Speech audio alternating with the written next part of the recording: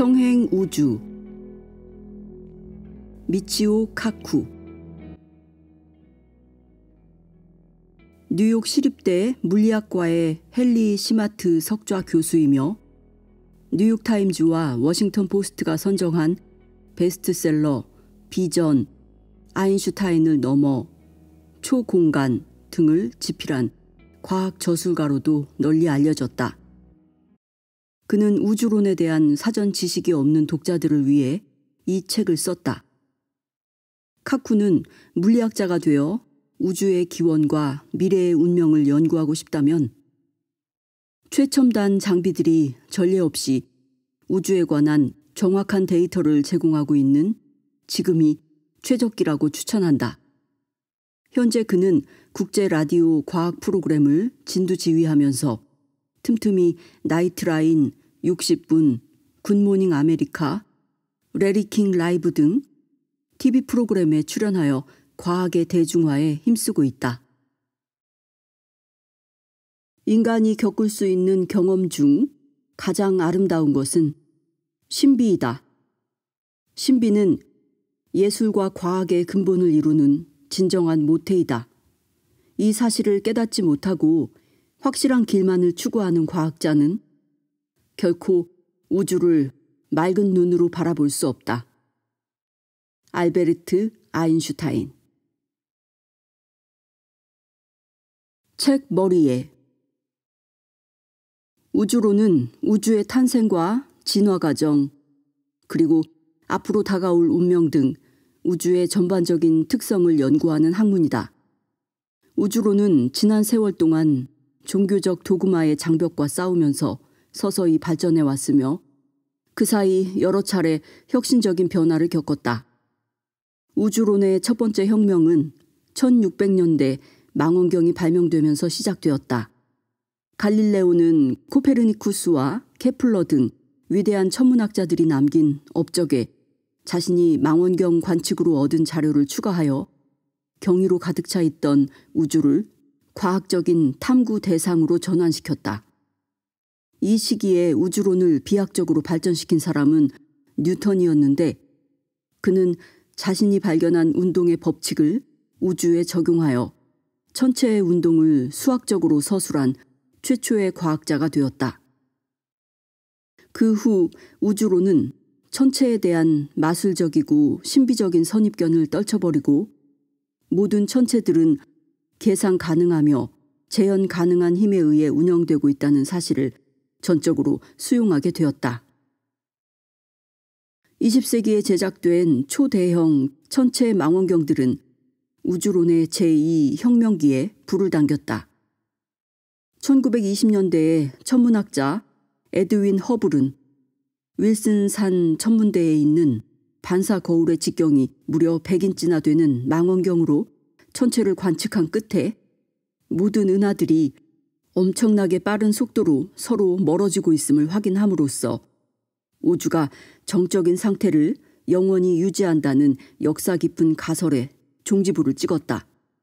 허블의 망원경에 포착된 우주는 팽창하는 우주였던 것이다. 이것은 시공간이 선형적으로 평평하지 않고 역동적으로 휘어져 있다는 아인슈타인의 일반 상대성 이론을 재확인한 결과로서 우주의 기원을 논리적으로 설명한 최초의 이론이었다. 그리고 이로부터 우리의 우주가 혼돈스러운 폭발로부터 생성되었다는 대폭발 이론, 빅뱅 이론이 자연스럽게 대두되었다. 이 이론에 의하면 모든 천체들은 탄생 초기에 있었던 대폭발의 후유증으로 지금도 바깥쪽으로 흩어지고 있다. 빅뱅 이론은 조지 가모브와 그 동료들의 선구적인 연구에 힘입어 더욱 확고한 체계를 갖추게 되었고 여기에 원소의 기원에 관한 프레드 호일의 연구 결과가 더해지면서 베일에 쌓여있던 우주의 진화 과정은 서서히 그 비밀을 드러내기 시작했다. 우주론의 제3혁명은 5년 전쯤 시작되어 지금도 한창 진행되고 있다. 앞선 혁명들과 마찬가지로 세 번째 혁명 역시 관측기구의 발달로부터 촉진되었다. 신형 위성과 레이저, 중력파 감지기, X선 망원경, 고성능 슈퍼컴퓨터 등 최신 장비들이 개발되면서 우주로는 새로운 국면으로 접어들고 있다. 현재 우리는 우주와 관련하여 역사상 가장 신뢰할 만한 관측 자료를 확보하고 있으며 이로부터 우주의 나이와 구성 성분 그리고 우주의 궁극적인 미래까지 예측할 수 있는 단계에 접근하고 있다. 현대의 천문학자들은 우주가 점점 빠르게 팽창하면서 차갑게 식어가고 있다는 점에 대체로 동의하고 있다. 만일 팽창이 끊임없이 계속된다면 결국 우주 전체가 암흑과 냉기로 가득 차서 모든 생명체가 사라져버리는 거대한 동결의 시점에 이르게 된다. 이 책은 방금 위에서 언급했던 우주론의 제3혁명기를 주제로 삼고 있다. 앞서 출간했던 나의 저서 아인슈타인을 넘어서와 초공간은 촉근 이론이 주장하는 고차원 시공간을 설명하는 데 주안점을 두었지만 이 책에서는 지난 몇 년 사이에 있었던 우주론의 발전상을 주로 다룰 예정이다. 우주론은 최근에 실시한 천체 관측과 이론 물리학의 새로운 도약에 힘입어 장족의 발전을 이루었다. 나의 목적은 우주론과 관련하여 사전 지식이 없는 독자들도 쉽게 읽을 수 있는 책을 쓰는 것이다. 일부는 초기 우주론의 기본적인 특성과 함께 빅뱅 이론의 최첨단 버전이라고 할 수 있는 인플레이션 이론을 주로 다룰 예정이며 2부에서는 다중우주 이론, 즉 우리가 살고 있는 우주를 포함하여 여러 개의 우주가 동시에 존재한다고 주장하는 이론을 비롯하여 웜홀과 휘어진 시공간 그리고 고차원 시공간 사이의 연결고리를 주로 다룰 것이다. 아인슈타인의 일반 상대성 이론의 범주를 넘어선 최초의 이론이라 할 수 있는 촉근 이론과 M 이론은 우리의 우주가 여러 우주들 중 하나에 불과하다는 걸 강하게 시사하고 있다. 3부에서는 위에서 언급한 거대한 동결과 현대 과학이 예측하고 있는 우주의 종말을 다룰 것이다. 또한 지금으로부터 1조 년 후에 태어날 우리의 후손들이 이 우주를 떠나 더욱 살기 좋은 우주로 이주할 수 있을 것인지 또는 뜨거운 우주로 되돌아가서 처음부터 다시 시작하게 될 것인지를 신중하게 예측해 볼 것이다. 요즘은 중력파 감지기를 비롯하여 도시의 크기와 맞먹는 입자 가속기 등 최첨단의 장비들이 상용화되거나 거의 완성 단계에 와 있으며 이로부터 새로운 관측 자료들이 홍수처럼 쏟아지고 있다. 그래서 대부분의 물리학자들은 지금이 우주론의 황금기로 접어드는 시기라고 생각하고 있다. 간단히 말해서 물리학자가 되어 우주의 기원과 미래의 운명을 연구하고 싶다면 바로 지금이 최적기라는 것이다.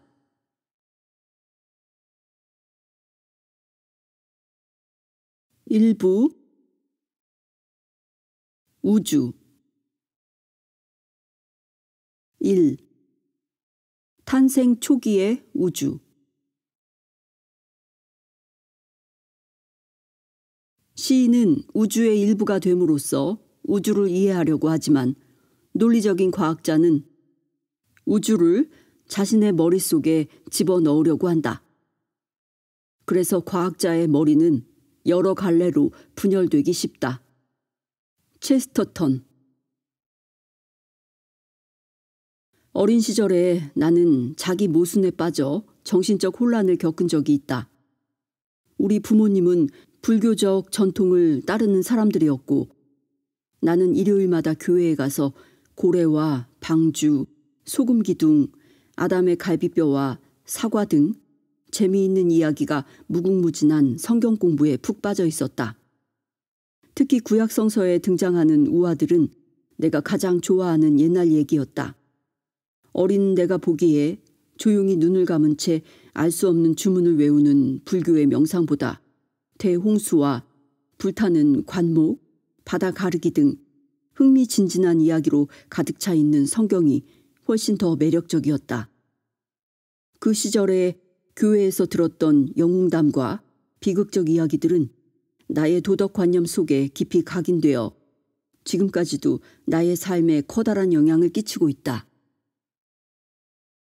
그 무렵 어느 일요일, 나는 친구들과 함께 구약성서의 창세기를 공부하고 있었다. 거기에는 하나님께서 빛이 있으라 하고 명령하자 이 세상에 빛이 드리우기 시작했다고 적혀 있었다. 그건 열반의 세계를 조용히 떠올리는 불교식 명상보다 훨씬 드라마틱했다. 그런데 순진했던 나는 이야기를 듣다가 궁금증을 참지 못하고 지도교사에게 한 가지 질문을 던졌다.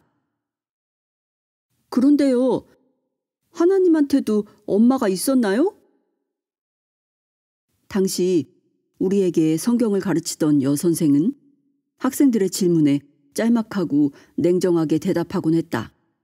아마도 짧은 대답 속에서 스스로 해답을 찾도록 유도하려는 의도였을 것이다. 그러나 그날만은 당황한 기색이 역력했다. 그녀는 말을 더듬으며 이렇게 대답했다. 아니에요. 하나님에게는 엄마가 없었을 거예요. 나는 또다시 물었다. 엄마도 없는데 어떻게 이 세상에 태어났어요? 그러자 선생님은 목사님과 상의해서 다음 주에 가르쳐 주겠다며 대답을 얼버무렸다. 당시에 나는 자신도 모르는 사이에 신학의 가장 근본적인 질문을 제기했다는 사실을 알 턱이 없었다. 그저 나름대로 논리상의 모순을 발견하고 몹시 당혹스러웠을 뿐이었다. 불교에서는 신이 등장하지 않고 우주는 시작도 끝도 없다고 하는데 교회에서는 왜 이 세상의 시작을 말하면서 엄마도 없는 신을 내세우는 것일까? 훗날 나는 전 세계의 신화를 공부하면서 종교에서 말하는 우주가 크게 두 가지 타입으로 분류된다는 사실을 알게 되었다. 신이 우주를 창조했다는 창조설과 우주는 탄생이나 사멸 없이 영원히 계속된다는 영원불멸설이 바로 그것이었다. 두 가지 상반되는 견해가 사물의 일부를 조금씩 설명하고 있다면 둘 다 맞는 경우도 있을 수 있겠지만 우주의 특성에 관한 한 위의 두 가지 주장이 모두 맞을 수는 없다. 그 후 나는 여러 문화권이 비슷한 우주관을 공유하고 있다는 사실도 알게 되었다. 예를 들어 중국의 창조 설화에 의하면 태초의 우주는 우주적 알, 에그에서 시작되었다. 이 알은 혼돈으로 가득 찬 바다를 표류하고 있었으며 반고라는 소년이 계란 모양의 원시 우주 안에서 오랜 세월 동안 잠을 자고 있었다. 그러던 어느 날 돌연히 잠에서 깨어난 반고는 알을 두 조각으로 가른 뒤 껍질의 위쪽 부분을 떠받친 채 하루에 약 3미터씩 1만 8천 년 동안 자신의 키를 키워나갔다. 그리하여 반고가 떠받치고 있던 껍질은 하늘이 되었고 그가 밟고 있던 껍질은 땅이 되었으며 기력이 쇠진해 숨을 거두던 순간에 자신의 몸으로 이 세상을 만들었다. 그의 피는 강이 되었고 두 눈은 태양과 달이 되었으며 그의 목소리는 천둥이 되었다고 한다. 반고의 이야기처럼 무의 상태에서 우주가 창조되었음을 주장하는 창조 설화는 다른 문화권에서도 쉽게 찾아볼 수 있다. 그리스 신화에서도 우주는 완전한 혼돈 속에서 탄생한 것으로 되어 있다. 실제로 카오스, 혼돈이라는 단어는 그리스어 시면을 뜻하는 말에서 비롯되었다. 바빌론과 일본에서 전해지는 창조 설화도 몸이 건조하다는 면에서는 별반 다를 것이 없다. 이집트 신화에 등장하는 태양의 신 라는 대양을 표류하던 알에서 탄생했으며 폴리네시아의 신화에서는 코코넛 껍질이 우주적 알을 대신하고 있다. 또한 마야인들은 이 이야기에 약간의 변형을 가하여 우리의 우주가 5천 년을 주기로 탄생과 소멸을 반복한다고 믿었다. 이러한 창조 신화들은 불교나 힌두교의 우주관과 눈에 띄는 대조를 보이고 있다. 불교와 힌두교에서 말하는 우주는 태어나지도 파멸되지도 않으면서 시간을 초월한 존재이다. 그 속에 사는 개개인들은 여러 가지 수준의 삶을 영위하고 있는데 그중 가장 높은 수준의 존재인 열반은 우주와의 합의를 이룬 영원 불멸의 상태로서 깊은 명상수행을 거쳐야 이 경지에 이를 수 있다. 힌두 문학의 대표적 저술 중 하나인 마하푸라나에는 다음과 같이 기록되어 있다. 만일 신이 이 세상을 창조했다면 그는 세상을 창조하기 전에 대체 어디 있었다는 말인가? 시간과 마찬가지로 이 세상은 어느 날 갑자기 창조되지 않았으며 시작도 끝도 없이 영원히 그곳에 존재한다. 지금까지 언급한 두 종류의 창조 신화들은 서로 극명한 대조를 이루고 있을 뿐만 아니라 절충의 여지도 전혀 없어 보인다. 이 우주는 무언가에 의해 창조되었거나 아니면 원래부터 그 자리에 존재했거나 둘 중 하나이다.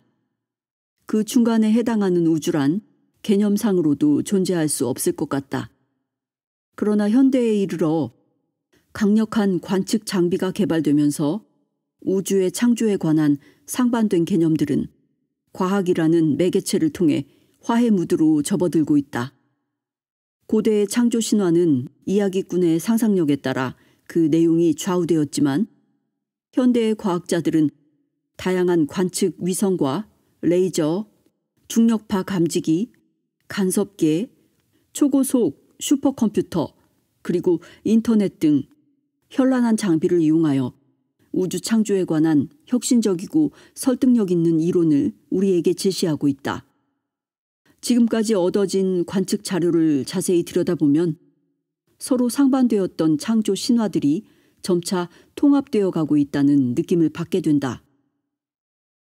현대의 우주론을 종교적 용어로 서술하면 영원한 열반의 바다 속에서 천지 창조가 이루어졌다라는 한 문장으로 요약되기 때문이다. 이런 관점에서 보면 우리의 우주는 거대한 바다 속을 표류하는 물방울에 비유될 수 있다. 현대의 우주론에 의하면 우주는 끓는 물에서 생성된 작은 물방울이며 이런 물방울은 11차원 초공간으로 서술되는 열반의 세계에서 지금도 끊임없이 생성되어 사방을 표류하고 있다. 오늘날 대다수의 물리학자들은 우리의 우주가 빅뱅으로부터 탄생했으며 영원의 바다 속에서 여러 개의 다른 우주들과 함께 표류하고 있다고 믿고 있다. 만일 이것이 사실이라면 여러분이 책을 읽고 있는 지금 이 순간에도 어디선가 빅뱅이 일어나고 있을 것이다. 전 세계의 물리학자들과 천문학자들은 평행 우주에 지대한 관심을 보이고 있다.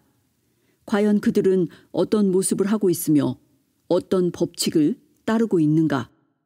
다른 우주들은 언제 태어났으며 어떤 종말을 맞이하게 될 것인가? 다른 우주들은 생명체가 전혀 없는 불모지일 수도 있고 겉모습은 우리의 우주와 비슷하면서 단 하나의 양자적 사건에 의해 우리로부터 분리되어 있을 수도 있다.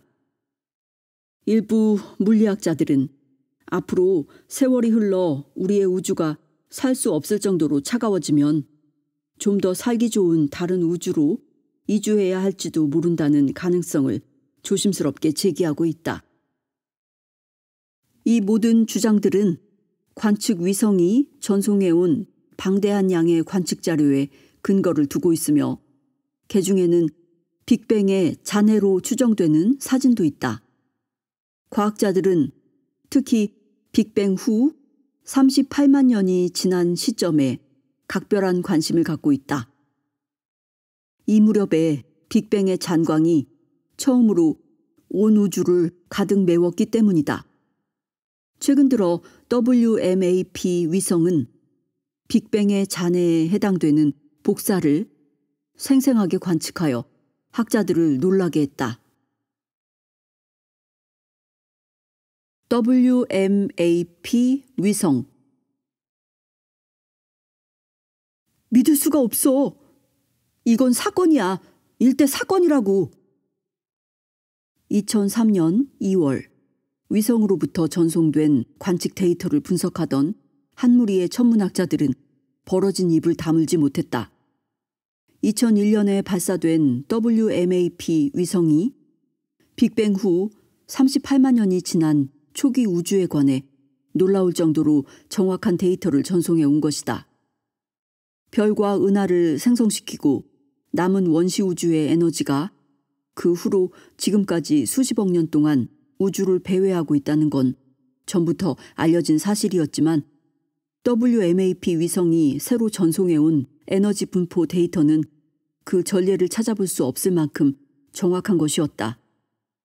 자료로부터 재현된 우주 배경 복사, 즉 빅뱅의 잔해로 전 우주 공간에 퍼져 있는 복사 에너지인 우주 배경 복사의 지도는 학자들의 넋을 빼앗아갈 정도로 정밀하기 그지없었다. 타임지는 창조의 메아리라는 제목으로 이 기사를 대서특필했으며 그 후로 천문학자들이 하늘을 바라보는 눈은 더 이상 과거와 같을 수 없었다. 프린스턴 고등과학원의 존 바콜은 WMAP 위성의 관측 결과가 우주론을 사색적인 이론에서 정밀한 과학의 장으로 끌어올린 쾌거라고 평가하였다. 초기 우주에 관한 관측 데이터가 사상 처음으로 홍수처럼 쏟아지면서 우주론 학자들은 인류가 밤하늘을 관측해온 이후로 줄곧 떠올려왔던 유서 깊은 질문에 비로소 답할 수 있게 되었다. 우주의 나이는 몇 살인가? 우주는 무엇으로 이루어져 있는가? 앞으로 우주의 운명은 어떻게 될 것인가? 하늘을 가득 메우고 있는 배경 복사를 관측할 목적으로 1989년에 발사된 COBE 위성은 1992년에 처음으로 대략적인 데이터를 전송해왔다. 자료의 정확성이 떨어져서 초기 우주의 모습을 정확하게 그려내진 못했지만 이것만으로도 당시의 천문학계는 크게 흥분하여 신의 얼굴이라는 제목하에 초기 우주의 모습을 재현한 사진을 전 세계에 발표하였다. 사실 COBE 위성이 전송해온 데이터는 대략적인 모습이었다기보다는 우주의 유아기 시절의 모습이었다. 지금의 우주를 80살 난 노인에 비유했을 때 COBE와 WMAP가 보내온 자료는 태어난 지 하루밖에 되지 않은 갓난아기의 모습에 해당된다. WMAP 위성이 보내온 자료가 전례를 찾아볼 수 없을 정도로 정확했던 이유는 거기 탑재된 망원경이 엄청나게 멀리 있는 천체를 관측할 수 있었기 때문이다. 온갖 반짝이는 별들로 가득 차 있는 우주 공간은 일종의 타임머신으로 생각할 수 있다. 빛의 속도는 매우 빠르긴 하지만 무한히 빠르지는 않기 때문에 지금 우리 눈에 보이는 별은 현재의 모습이 아니다. 달 표면에서 반사된 빛이 지구에 도달할 때까진 약 2초가 걸리므로 우리는 항상 달의 2초 전 모습을 보고 있는 셈이다. 태양에서 출발한 빛이 지구에 도달하려면 대략 8분 20초가 소요된다. 이와 마찬가지로 밤하늘에 빛나는 모든 별들은 각기 다른 시대의 모습을 우리에게 보여주고 있다. 예컨대 지구로부터 10광년 떨어진 곳에 있는 별이 망원경에 잡혔다면 관측자는 10년 전 그 별의 모습을 보고 있는 셈이다. 1광년이란 빛이 1년 동안 진행하는 거리로서 약 9조 4,600억 킬로미터이다. 멀리 있는 은하로부터 방출된 빛은 수억 년 내지 수십억 년 동안 우주 공간을 여행해야 지구의 망원경에 도달할 수 있다. 그러므로 이 빛들은 공룡이 태어나기도 전에 은하에서 생성된 빛의 화석인 셈이다. 망원경으로 볼 수 있는 천체들 중 가장 멀리 있는 것은 퀘이사인데 이들은 지구로부터 무려 120억 내지 130억 광년이나 떨어진 우주의 변방에서 지금도 외롭게 빛을 발하고 있다. 그런데 WMAP 위성은 이보다 먼 곳에서 날아온 복사를 관측하는데 성공한 것이다. 우주론 학자들은 천체 관측을 엠파이어 스테이트 빌딩의 옥상에서 맨해튼시의 전경 내려다보기에 비유하곤 한다. 100층이 넘는 초고층 건물의 옥상에서 시내를 굽어보면 지표에 붙어있는 물체들은 거의 보이지 않는다. 건물의 지하실을 빅뱅이 일어난 시기로 간주한다면 멀리 있는 은하는 10층 정도의 높이에 자리 잡고 있으며 망원경으로 관측 가능한 퀘이사는 7층 정도에 해당한다. 그리고 WMAP 위성이 관측한 우주 배경 복사는 지표로부터 1cm 남짓한 곳에서 방출된 것이다. 이로부터 예측된 우주의 나이는 약 137억 년이다. 100억 년도 아니고 130억 년도 아닌 137억 년을 자신있게 주장한다는 건 이 값의 오차가 1% 이내임을 뜻한다. WMAP의 주된 임무는 천체 물리학자들이 지난 10여 년 동안 이룩해온 이론상의 업적을 관측으로 확인하는 것이다. WMAP 프로젝트는 1995년에 나사에 처음으로 제안되었고 그로부터 2년 후에 정식으로 승인되었다. 2001년 6월 30일 WMAP 위성은 델타 2호 로켓에 실린 채 태양과 지구 사이의 궤도를 향해 발사되었는데 정확한 목적지는 라그랑주 제2지점, 즉 지구 근처에서 상대적으로 안정된 지점인 흔히 L2라고 하는 라그랑주였다. 이 지점에서 WMAP는 항상 태양, 지구, 달의 반대편을 향하도록 설계되었으므로 광활한 우주 공간을 정면으로 바라볼 수 있다. WMAP의 임무는 6개월을 주기로 전 우주 공간을 이잡듯이 뒤져서 우주 배경 복사의 흔적을 찾아내는 것이다. WMAP는 최첨단 관측 장비로 중무장한 위성이다. 여기 탑재된 감지기는 극도로 예민하여 빅뱅 때 전 우주를 뒤덮었던 마이크로 복사파까지도 감지해낼 수 있다. 위성의 본체는 알루미늄으로 되어 있으며 가로 3.8m, 세로 5m의 크기에 무게는 840kg에 불과하다. 또한 보통 크기의 전구 5개에 불과한 419W의 전력으로 작동되는 천체 망원경은 마이크로 복사파의 관측 데이터를 지구로 꾸준히 전송해 오고 있다. WMAP는 지구로부터 약 160만 킬로미터 떨어진 곳에 위치하고 있기 때문에 지표에 붙어 있는 천체 망원경과 달리 대기의 영향을 전혀 받지 않는다. 그러므로 우주 저편에서 날아오는 희미한 신호도 감지할 수 있다. 2002년에 WMAP는 온 하늘을 뒤져서 처음으로 관측 데이터를 보내왔고 그로부터 6개월이 지난 후에 또 한 차례의 데이터 전송이 이루어졌다. 현재 WMAP 위성은 천체 관측 역사상 가장 정밀한 배경 복사 지도를 지구로 보내오고 있다. 우주 배경 복사의 분포 상태와 온도는 1948년에 조지 가모브에 의해 처음으로 예측되었는데 가장 최근에 수신된 자료에 의하면 배경 복사의 온도는 절대 온도 2.7249K에서 2.7251K, 즉 영하 270도 근처 정도이다. 천문학자들은 WMAP가 보내온 자료를 토대로 하늘의 모습을 재현했다.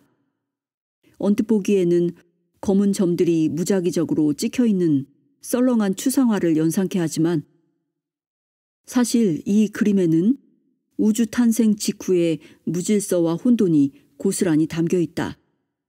그림 속에 나타난 작은 점들은 우주의 씨앗으로서 격렬한 팽창을 통해 지금의 우주를 만들어낸 원천이라고 할 수 있다. 오늘날 이 작은 점들은 거대한 성단과 은하로 성장하여 밤하늘을 비추고 있다. 따라서 작은 점들의 분포 상태를 분석하면 빅뱅이 일어났던 무렵의 우주 지도를 재현할 수 있는 것이다.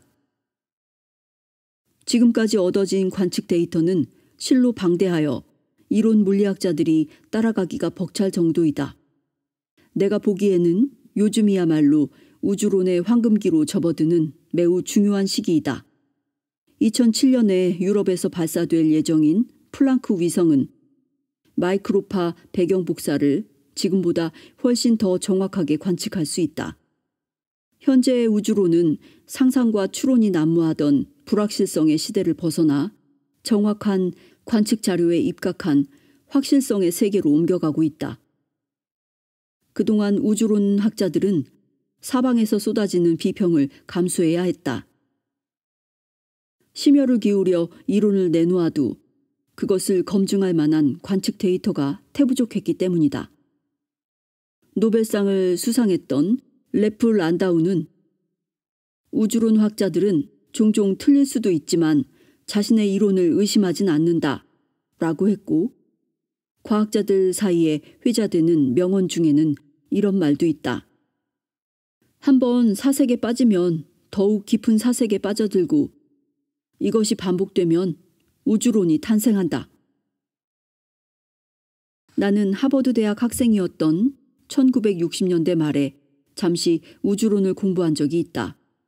어린 시절부터 우주의 근원에 대해 관심이 많았는데 당시의 우주론은 언뜻 보기에도 매우 초보적인 수준에 머물러 있었다. 그건 실험에 입각한 과학이 아니라 인간의 상상력이 만들어낸 느슨한 이론에 불과했다. 그 무렵에 우주론을 연구하던 학자들은 이 우주가 대폭발로부터 탄생했는지 아니면 원래부터 정적인 모습으로 존재해왔는지를 놓고 연일 논쟁을 벌이고 있었다. 그러나 관측 자료가 워낙 부족했기 때문에 그들의 논쟁은 항상 주어진 데이터의 범주를 벗어나 있었다. 원래 데이터가 적을수록 논쟁은 격렬해지는 법이다. 지난 수십 년 동안 우주론 학자들은 부족한 자료 때문에 제대로 된 연구를 수행하기가 어려웠을 뿐만 아니라 그들 사이에도 의견 일치를 보기가 매우 어려웠다. 일례로 윌슨산 천문대의 앨런 샌디지는 천문학자들과 우주의 나이에 관해 토론을 벌이던 중 누군가가 빈정대는 투로 내 말이 끝난 후에 제기되는 주장은 모두 틀린 것이다 라고 선언하자 그건 정말 바보 같은 독선입니다. 아직도 모르시겠습니까? 이건 전쟁이라고요. 라고 응수했다.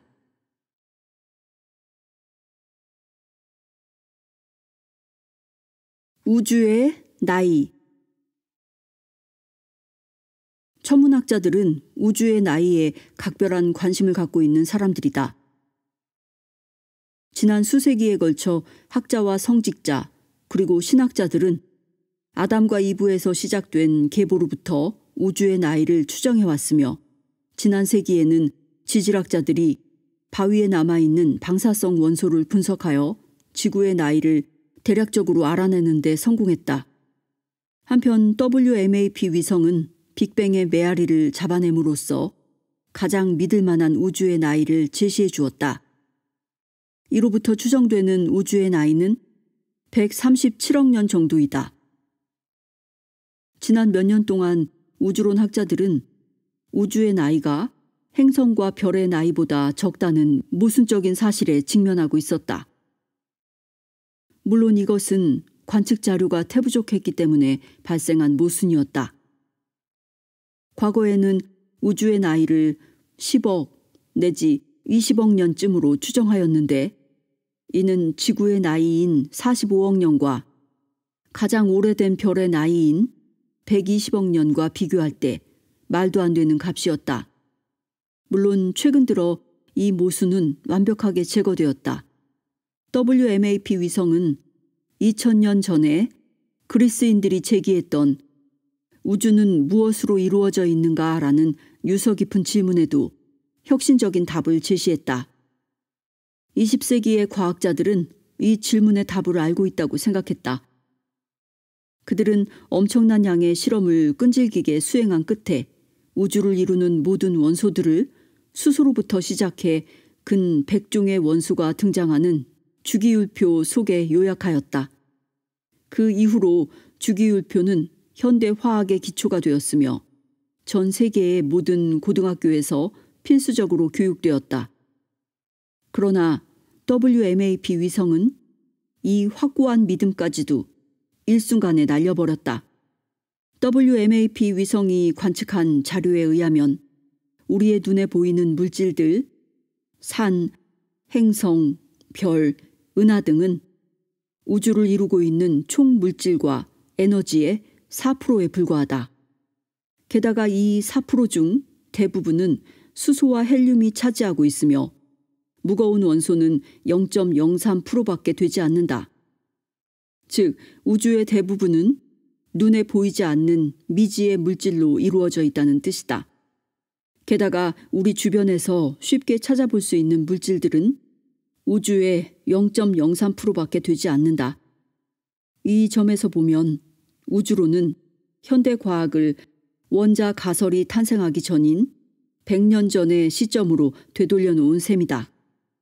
지금까지 알려진 관측 자료에 의하면 우주의 23%는 미지의 암흑물질로 이루어져 있다. 암흑물질은 은하의 주변을 에워싸고 있는 것으로 추정되지만 맨눈이나 망원경으로는 보이지 않기 때문에 직접적인 관측 자료는 없다. 은하수의 도처에 골고루 퍼져 있는 암흑물질은 은하수 안에 있는 모든 별들의 질량을 합한 것보다 10배나 큰 것으로 추정된다. 암흑물질은 눈에 보이지 않지만 유리에 의해 빛이 굴절되는 것처럼 빛의 궤적에 변형을 일으키기 때문에 광학적인 방법을 이용하여 그 존재를 간접적으로 입증할 수 있다. 프린스턴 고등과학원의 천문학자 존 바콜은 WMAP의 관측 결과를 분석하면서 다음과 같은 말을 남겼다. 우리의 우주는 믿기 어려울 정도로 괴상망측하지만 이제 비로소 그 특성이 밝혀지기 시작했다. 그러나 WMAP가 보내온 관측 자료들 중에서 가장 놀라운 건 우주의 73%가 미지의 암흑 에너지로 이루어져 있다는 점이다. 일상적인 물질 4%와 암흑물질 23%를 더해도 27%밖에 되지 않는다. 나머지 73%에 해당하는 암흑 에너지는 아직도 베일에 쌓여 있다. 암흑 에너지의 개념은 1917년 아인슈타인에 의해 처음 도입되었다가 곧 폐기 처분되었는데 아인슈타인은 이 일을 가리켜 자신이 저지른 일생일대의 실수라고 고백했었다.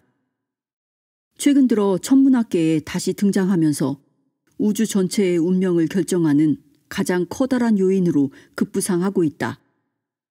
현재 암흑 에너지는 은하들을 서로 멀어지게 만드는 반중력의 원인으로 추정되고 있다. 앞으로 우주의 궁극적인 운명은 바로 이 암흑 에너지에 의해 좌우될 것이다. 진공 속에 숨어 있는 암흑 에너지의 정체는 아직도 규명되지 않고 있다. 시애틀에 있는 워싱턴 대학의 크레이그 호거는 솔직히 말해서 우리는 암흑 에너지를 조금도 이해하지 못하고 있다. 이 문제에 관한 한 아무런 단서도 발견하지 못했다. 라고 고백한 적이 있다. 최신 버전의 입자 이론을 근거로 암흑 에너지의 양을 계산해 보면 우리의 예상치보다 10의 120제곱배나 큰 값이 얻어진다. 즉, 1 다음에 0이 120개나 붙어있는 끔찍한 숫자이다. 과학 역사상 이론과 실험의 차이가 이 정도로 크게 벌어진 사례는 어디에서도 찾아볼 수 없다. 최첨단의 과학 이론이 우주의 운명을 좌우하는 에너지를 계산하지 못한다는 건 정말로 난처한 상황이 아닐 수 없다.